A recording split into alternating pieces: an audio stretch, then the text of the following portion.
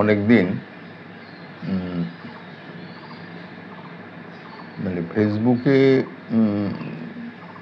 আসার ইচ্ছা, কিন্তু ফেসবুকে আসার মতন সময় করে উঠতে পারছি না।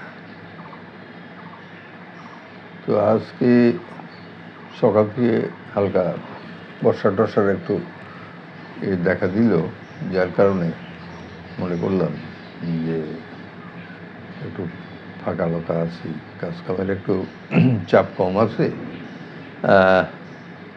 কিছু কথাবার্তা আলোচনা করার একটু সুযোগ আছে, কিছু কথাবার্তা আলোচনা করি। এখন প্রায় বছরখানিক হতে চলল আমি করসল গাছের পাতা দিয়ে ক্যান্সার থেকে বেরিয়ে আসা সম্ভব, এর উপরে আমার একটা নিউজ আর টিভিতে ছাপা হওয়ার পর প্রচুর মানুষ এ পর্যন্ত আমার নিকটে এসছেন এবং অনেকেই আমার কাছ থেকে চিকিৎসা নিয়ে সুস্থ জীবনযাপনে ফিরে গেছেন এবং অনেকে এখনো চিকিৎসার মধ্যে আছেন,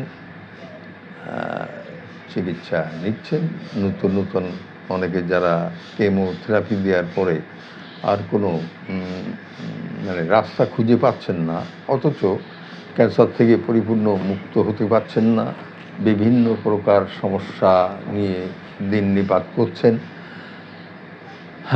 তারাও শেষমেশ একেবারে আর কোনো পথ নেই, একটি পথ করসলে পাতা দিয়ে একটা চেষ্টা করা। তো সেক্ষেত্রে আমি তাদের সহযোগিতা করে যাচ্ছি এবং আমার দীর্ঘ সেই 2020 সাল থেকে অদ্য অবধি এই বিষয়ে এই পাতাটা দিয়ে কোন রোগীকে কেমনভাবে এবং কতটুকু ডোজ তাকে ব্যবহার করিয়ে এবং কী কী নিয়মতান্ত্রিকভাবে জীবনযাপন করলে ক্যান্সার থেকে বেরিয়ে আসা যাচ্ছে, এই একটা বিশাল অভিজ্ঞতা নিয়ে কাজ করার সুবাদে আমি অনেক ভালো ফলাফল পাচ্ছি।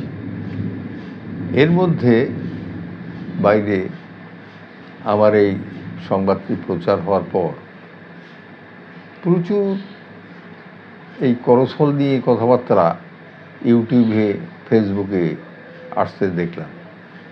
তারা অনেকে অনেক লম্বা চওড়া কথা বলছে, অনেকে গুগল ঘেটে বিভিন্ন রকম তথ্য নিয়ে ক্যান্সার বিষয়ে অনেক হেঁকে ডেকে কথা বলছে।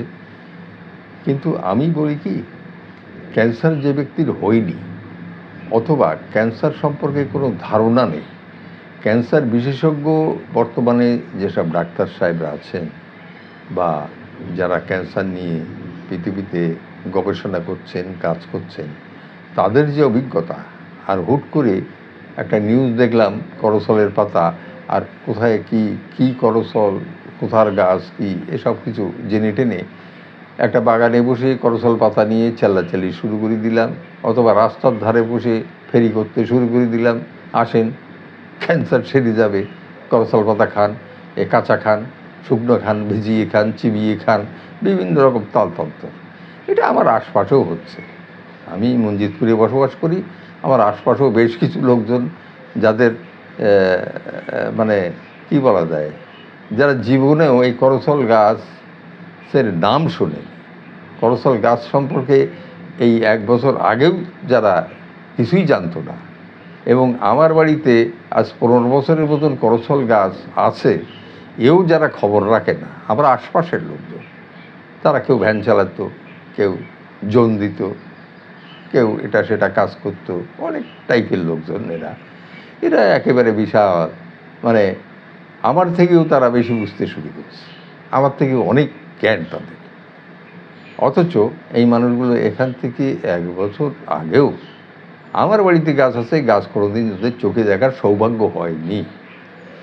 তো এখন তারা রাস্তার ধারে বসে মানে অনেক রকম কথা বিভ্রান্তিকর বলে মানুষকে প্রতারিত করে, পাতা বিক্রি করে, গাছ বিক্রি করে অর্থ উপার্জন করছে। যাক, সেটা তাদের ব্যাপার, ওটা নিয়ে আমার মাথা ব্যথাও নেই, আমি কোনো সময় এ নিয়ে কোনো কিছু বলিনি। কিন্তু মানুষ প্রতারিত হচ্ছে, মানুষ ক্ষতিগ্রস্ত হচ্ছে, এটাই আমার বলার বিষয়। আর মানে সঠিকভাবে যাদের দেহে এটা কাজ করছে বা ওষুধটা যাচ্ছে, সেখানে কাজ হচ্ছে।